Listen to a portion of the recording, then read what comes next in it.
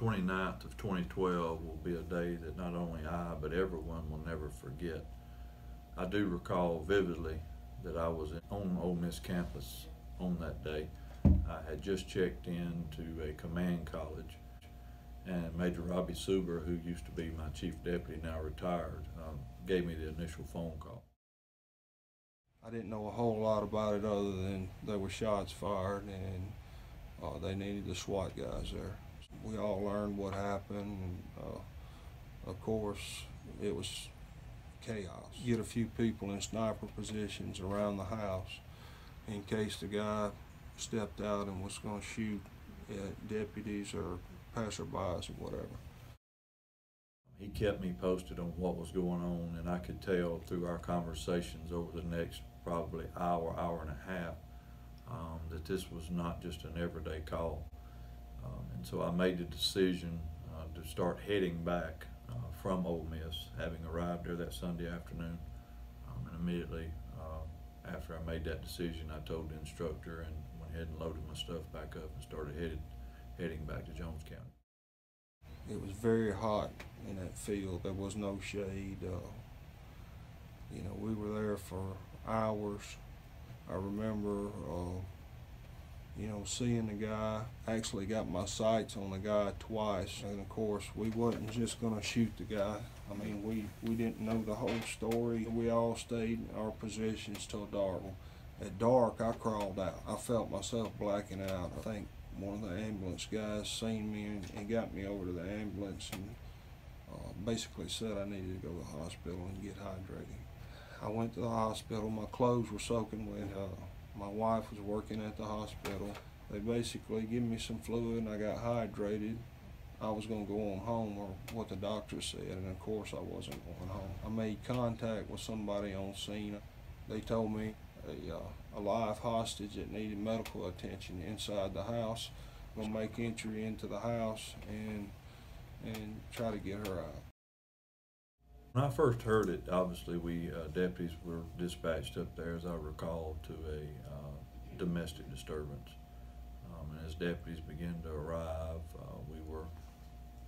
information again started unfolding over the course of the next several minutes, and which turned into several hours. Information that was coming in to us obviously was needing to be verified. People were telling us various different things, and so it was very difficult to decide and make a decision. Obviously we wanted to have the best information that we could, and Major Robbie Suber, Major Don Scott, along with Lieutenant Tony Stiles, were negotiating and talking and discussing the plans of what we needed to do prior to us making entry into the home. My wife actually brought me to the scene. Major Suber, he asked what was I going to do, and of course I told him I'm going down there with my guys. I run from my truck down to the side of the house where everybody was staged up, and it was like the only thing I can refer it to is maybe like a quarterback coming into the huddle in a high school football game that, you know, there's seconds to play and we're about to lose. You know, they were confused, but everybody had trained to do just that thing. Everyone there had the skills to complete the task at hand.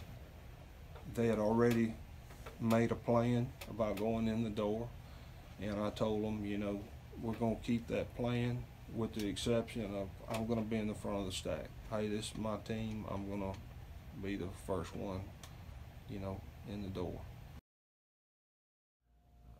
As I wanted and needed Lieutenant Tony Stiles to be there, be in the room. We're talking about somebody who's a decorated hero, but somebody who obviously you need and want on your team. We can't make decisions on which way the wind's blowing based on what people want us to do or what they think we should do. And so we made the best decision with the best information that we had on that night in an attempt to preserve and save and even rescue lives. Clint McKissick was going to breach the door. He had the ram. I remember it was a concrete pour. It wasn't very big. It wasn't near big enough for all of us to be on it. I was actually on the porch and the rest of the guys were, behind. Clint come up to breach the door. Clint had a hard time breaching the door. It seemed to me like there was something behind it. I thought maybe a chair or something like that, but it wouldn't come open. When he did get the door breached, I pulled the pin on the flashbang and throwed it in. And when you do that, you wait a couple seconds after the initial explosion and the flash to go off before you enter the house. I crossed the threshold of the door, and the corner of the room that would have been the deadliest part of the room would have been all the way to my left that I couldn't see. I pied the room. I couldn't quite get to that corner. I had kind of crossed my leg up out and got a good foothold, so nobody could enter past me unless they would have run me over. When my right arm got hit, it spun me to where my left side would have been facing where the gunfire was coming. I remember then getting hit under my vest or in my gut. I actually got hit 3 times, and I think the last bullet is when I felt in my liver area, it felt like an explosion happened in my stomach. And again, this happened within seconds. It seemed like it was forever. I still couldn't see, and I actually felt myself going down. When I stepped out of the door, my left leg collapsed and I fell onto the porch. I didn't fire 1 round. It was just second nature not to fire my gun unless I had a target. A lot of people ask, why I didn't just spray the room full of bullets. Well, we go back to our training in a high stressful situation. He started firing through the wall. I can remember some of the rounds coming through the wall and me getting fragged by, wood or glass or something, concrete. I kind of backpedaled off the porch into the grass. Abraham, I can remember seeing him up above me. He was firing over the top of me into the window. I kept trying to move myself away from the house. And I remember Clint and Robert Little. Clint actually tried to drag me, told him to stop. I said, you're not going to be able to tote me to the top of the hill, so just leave me alone. Get back in the stack, get back in line. When the gunfire stopped, I reached up and grabbed my radio. Basically said that I was hit and I needed medical attention. When I dropped the mic, I was laying on my back and looking up at the sky, and I can remember myself kind of wanting to black out a little bit. I had reached down and fell to my side where I was shot. I didn't feel blood, pulsating out, so I knew I was bleeding internally. It got quiet. It was almost like you could hear a pin drop, but I could hear the diesel engines of the ambulances running at the top of the hill, thinking they're not going to be able to come down here and get me. I'm going to have to get up and fight. I can remember trying to pick my rifle up. My rifle was laying on my stomach. My left arm wouldn't work. I couldn't pick the forearm of the rifle up. While that was going on, I heard one of the ambulance engines rev up. Some shooting started, and I remember hollering out, form a circle or form a semicircle to provide cover fire for that ambulance. Go ahead, City 1. Shot called, officer down. We'll move extra ambulances now. If it wasn't for their actions, I wouldn't be here. I know I wouldn't. Or I heard that engine rev up. For that brief moment, I thought this was it, I'm done. And in all that time, I stopped and said, I'm not, told myself, I'm not gonna die. This ain't gonna be the end of me right here. Any unit not further than Parker, start stopping and hold the intersection. 30 cover the north end. When I got to the hospital, and my wife hadn't she was there in all of this. She knew that I was going to be in the front of that stack of men, you know. I remember telling my, you know, tell my wife I love her. And before they moved me out of that room and was headed towards the OR, she made it there and seen it was me. And of course, I'm sure that was very hard on her and very hard on the guys I worked with. We were a family. I mean, when you work that closely with someone, I mean, we actually spent more time with each other than we did our families. You become more like siblings than anything else. I'm sure it had a great impact on them to see me in that position, because I felt like I had one step above the bad guys, because we trained more, we concentrated on our job more, and for that to happen, you know, to me, and for them to see that happen to me, it put a big question mark in everybody's head. In that line of work, I mean, that's always possible that something is going to happen like that. But I remember everything. They rolled me out into the hallway, and right before we got to the OR, I blacked out.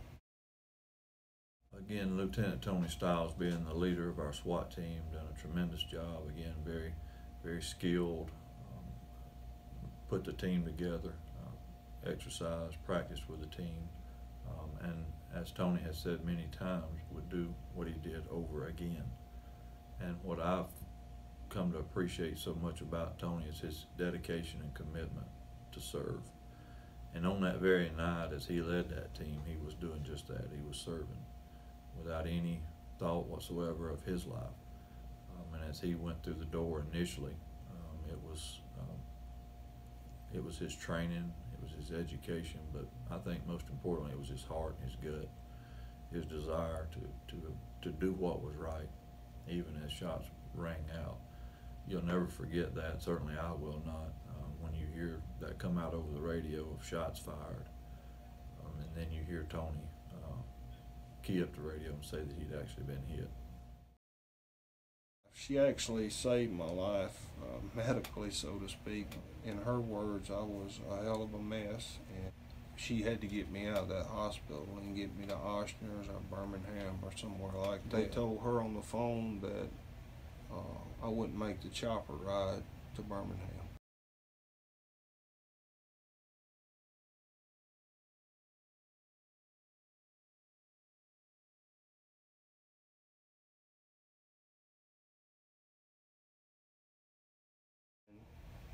Many surgeries later, about 57 days later, I was in a coma this whole time. I think on the 57th day, I woke up in the hospital. The first thing I seen when I opened my eyes, I remember seeing my wife sitting in a chair, and I honestly thought I had been there that night and woke up the very next day. When I finally asked her, she had told me, I'd been there 2 months. It was a shock. I don't know exactly how many surgeries they did on my stomach and my arms. My left arm was shot to pieces. They wanted to cut my arm off, and my wife basically told them to wake me up and ask me if they want to do it, and she wouldn't give them permission. I think on the 60th day, they discharged me. On that 60th day, they released me, and I can remember them wheeling me out in a wheelchair down to the parking lot, or down to that door to go out of the hospital. The sheriff was there with me. I told him that, I come in here on a stretcher, but I'm gonna walk out of here. The sheriff drove me and my wife home. It meant a lot to me. I can't tell you in words what it meant to me, from the support that I got from my co-workers and from the community, and that's something I don't think I'll ever be able to put in words, because a thank yous to me is not sufficient. Even though I was having one of the toughest fights I ever been in my life, to survive and to make it day to day, I had made my mind up I was going to make it, but I didn't know how long I could put up with this pain I was going through. I would always think what everybody has done, I didn't want to let nobody down. It was very challenging. For 18 months, I had that huge hole in my stomach, and I was sore and in pain, and that bag would have to be torn off of my stomach, and the glue would have to be scraped and scrubbed off, and this went on every 48 hours for 18 months. It was mentally challenging, it was physically challenging, not only for me, but my family. It put my family through hell. They had to deal with the seeing me that way, and the endless nights. My wife didn't sleep because I was up and down all night. She was having to help me, and it was challenging on our relationship. It was challenging on my family. Sheriff Hodge went above and beyond, anything I could expect out of an employer or a sheriff. He went way beyond that. Today it's been 5 years, 11 months, and 18 days since this accident, and even today I'm still dealing with medical issues. Thinking about all of that, would I do it over again if I knew the consequences of my actions of that night? Would I do it over again? The answer to that would be absolutely. I'd absolutely do it again. I'd do it again 100 times. But the thing, like I said, the thing that hurt me more than anything was me not being able to do my job no more.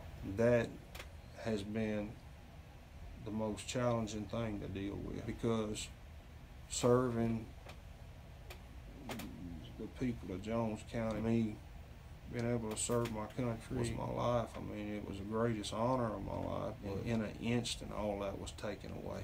In my mind, there's a whole lot of things worse than dying that wear on a person. It's something I'll have to carry the rest of my life. That's one of the reasons I try to distance myself away from the sheriff department, because I want it so bad. I want to do it so bad, or be there. It's hard for me to come visit. It's hard for me to be around anybody, with the sheriff department, because when I hear that radio key up, or when I hear or somebody's fixing to go do something or raid a house or something like that, I mean, it hurts. It hurts because I want to be there. I want to be the one that goes in that door first. I want to have my hands on whatever it is that's going on, and I can't do that anymore. It wasn't an occupation. It was something that got taken away from me. That was me. It was part of me that died that night. Those guys that was there that night, it changed their lives also. Tony, again, very special person. I'll never forget. My mother and father actually told me about Tony Stiles. We're in his church at Pleasant Grove Baptist Church, and when I was elected sheriff in 2007, I can remember clearly my dad saying, "Hey, I know a guy you need to wait on," and we did just that. We waited, not knowing anything about Lieutenant Tony Stiles until he got back, and when he got back, Tony and I got together, and I think it was one of the best moves we made in the beginning, and certainly it launched us into the future of having Lieutenant Tony Stiles as over our narcotics division and also our SWAT team leader. And Tony and I know, as with anyone, that we're here for each other. I I mean, true friends do not necessarily, brotherhood do not necessarily have to be speaking in each other's direct ear on a daily basis. A true friend is one who's there. You know they're there. You know that they're there when you need you. You know that they're there behind those closed doors. You know that they're there praying for you and lifting you up. And that's what we do. There's so much goes on in law enforcement that people never know, that keep us alive and keep us moving forward together. In my mind, I made a mistake, a bad mistake. I'm trained better than that guy that shot me, and I should have been able to handle that situation and move on. But, you know, I done everything that night. I would do it over again the same way.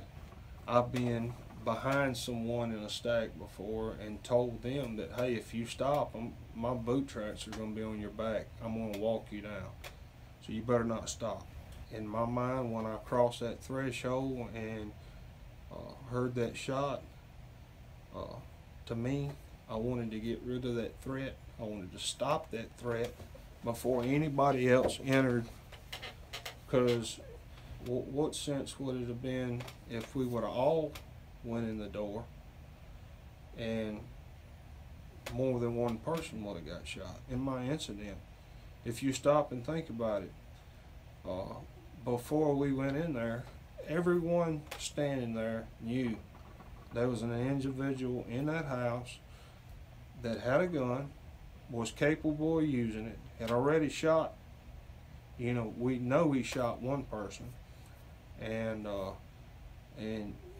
had nothing to lose by shooting someone else. It would definitely make you question, is this line of work for me, or, you know, do I really want to be doing this? Or when we're out there doing what we do, you don't think about nothing other than a task at hand. It's a reality of what those guys do. You go into those situations, he can make as many mistakes as he wants. He don't have to worry about where his bullet goes when it leaves the barrel. You do. You don't. It don't matter how much training and experience you got. You do not have the upper hand. You don't, and you never will. You know, if people would stop and think for 1 minute, because think about what a deputy sheriff gives up to do what they do. But they need to stop and think exactly what they do. Not only them, but what their family sacrifices also, and what they risk on a daily basis. They would understand why officers need every piece of equipment that could make them do their job better. Nobody wants the police around unless they need them. A lot of people question what Sheriff Hodge has done here. I think he's done more for this county, not putting any other sheriff down from what I've seen in the past and what he's done since he's taken office. I mean, he's turned everything around in my mind. I mean, he wants his deputies to have a good vehicle, to have good equipment, to have good communication, to where they can do their job better. To the individuals that's out there that does complain about that kind of stuff. But when those particular individuals do need a deputy, that all seems to change. Well, Lieutenant Tony Stiles knows firsthand the needs that are out here. He was on the front line, obviously, not only from fighting for our country in the military, being injured in those fights, but coming to the civilian side in law enforcement, seeing the immediate needs after arriving here, coming from military support to seeing the civilian support as it relates to resources and the lack thereof. We've come a long way here at the Jones County Sheriff's Department, but we have a long way to go. We're not just talking. This is not just stuff that we're just dreaming about folks, there's so much goes on, and Tony certainly knows the absolute need to be prepared. You don't react afterwards. You've got to be prepared to react now. And so that's what's the difference between life and death many times is precious seconds, resources, bodies. And we've been speaking on this topic for 11 years, and as long as I'm sheriff, I will lead the fight to see that law enforcement, not just in Jones County, but law enforcement should be at the very front of any talks, especially when it comes to money and resources. Look at the odds or the chances I had for survival. Everything and everybody was put into a place for a reason, and it strengthened my faith. This incident has so much. I don't regret anything that happened, and I wouldn't change anything in any way that we done anything that night. I wouldn't change nothing around, or everybody did the best they could with what they had to work with that night. We'll never understand completely why things happen in this life. We will one day when we all get to heaven. Those believers, and I know Tony certainly having personally heard him give his testimony and his faith and how his faith has grown through this experience. We all have. And I think a lot of lives have been touched in so many different ways.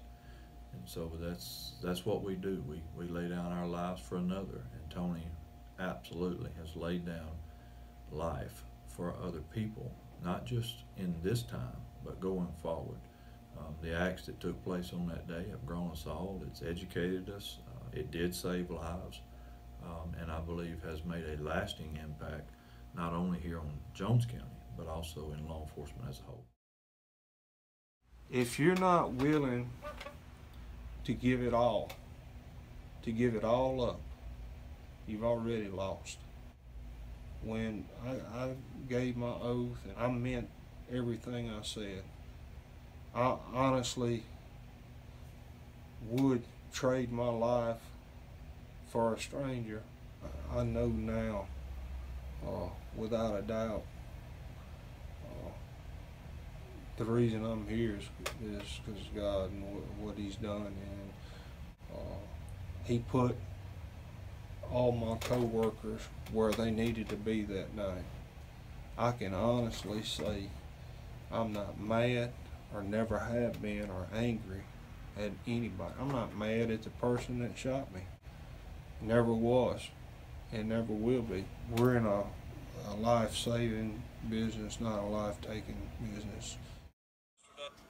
Sunday evening, a little before 4, we received a call of a domestic disturbance at the residence you see behind me with gunfire.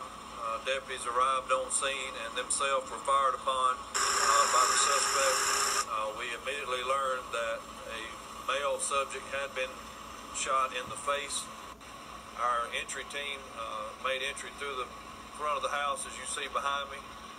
Once the first deputy went through the door, the suspect had barricaded himself in the room right inside the door and fired upon the deputy, striking one of the deputies. We don't know how many times. Jones 1. I'm back in the county. Stand by for traffic. Back up, Jones 1. It was 12 Central. Jones 12. You put these, sir. Back up, Jones 12.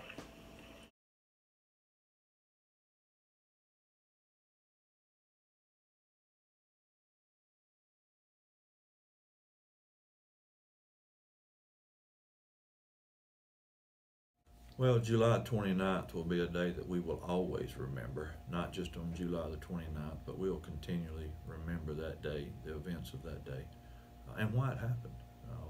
We do what we do. Tony does what he does. Tony would do it again. Tony would love to be doing it today. And so I just continue to lift him and his family up, and thank all of you as you watch this video. Thank you for your continued support. Thank you for your continued prayers. Prayers do work, absolutely work. And so we do ask you for your intercessory prayer. Not only lift Tony and Tina Stiles up by name, but lift each of us up by name. You can go on our website and pick up our rosters and lift us up, because again, I do believe in prayer, and I do want to thank you again on behalf of all the Jones County Sheriff's Department for your continued prayers and support, and for all the members that are here.